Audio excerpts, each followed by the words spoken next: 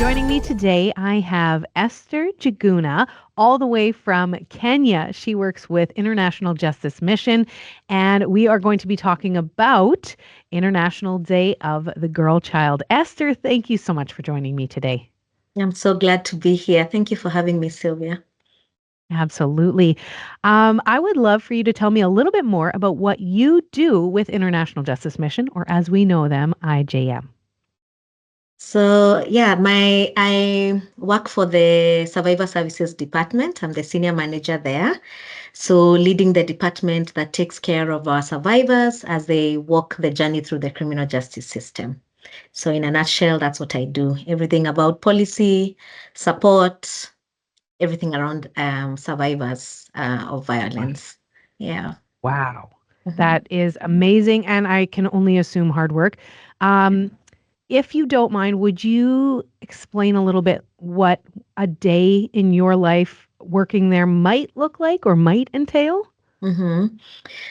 So the thing is working with people. So working with survivors is working with people, and so people's lives are very dynamic. So one day is very different from the other, but generally victim accompaniment. So for those survivors that need to go to court, we ensure that they're supported.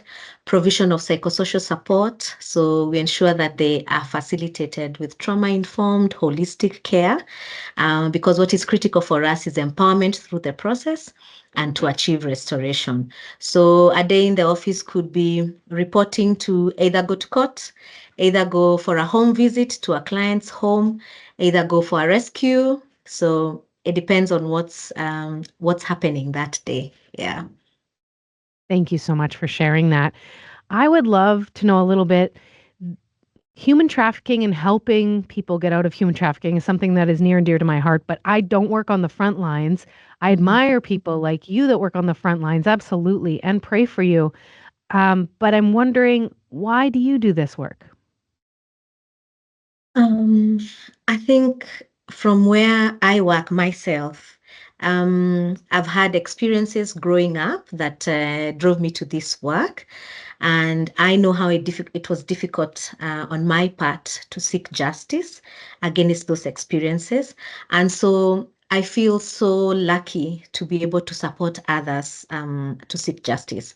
And it's difficult to stand against your abuser. So when I see I courageously able to do that, and we provide the necessary environment, that just gives me a lot of satisfaction. So that's why.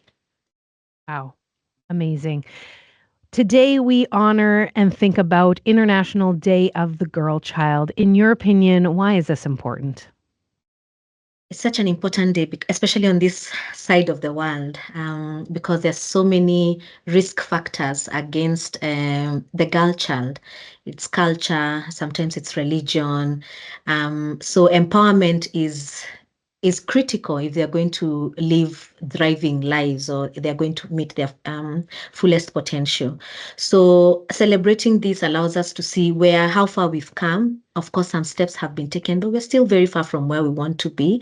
And for IJM, we're interested in making sure that the right environment, we provide a safe environment, not just for IJM clients, but for all the girls, so that they're able to, access health, access education, you know, pursue their potential growth, knowing that there are laws that are in place to protect them and give them that safe environment. So I'm very happy when we celebrate this because it brings to fore the need to advocate for girls and what else we need to do as allies to support that process. Yeah.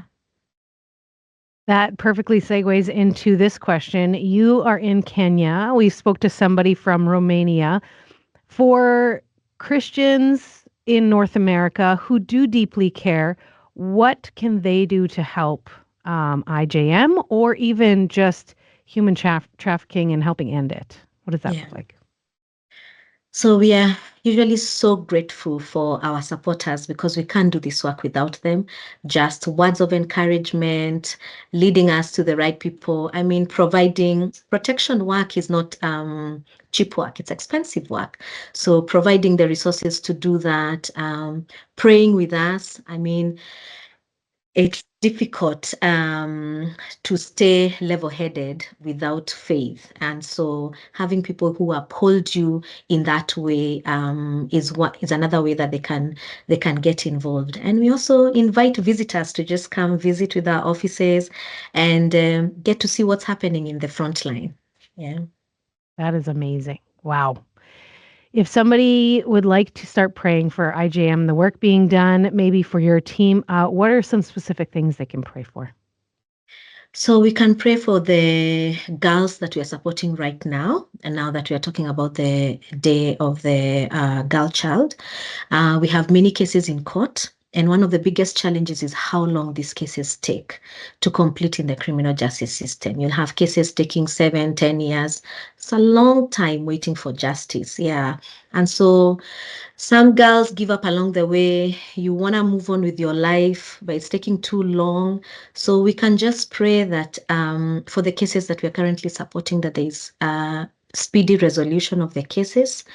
Their perpetrators are found guilty so that they might not terrify anymore, and that the staff doing the work continue seeing just continue feeling the love of Christ from the transformation we see in our clients' lives. So those are some prayer points for us. From me personally, I just want to thank you so much for the work that you do and for sharing your heart today on International Day of the Girl Child. Thank you, Esther. Thank you so much, Sylvia.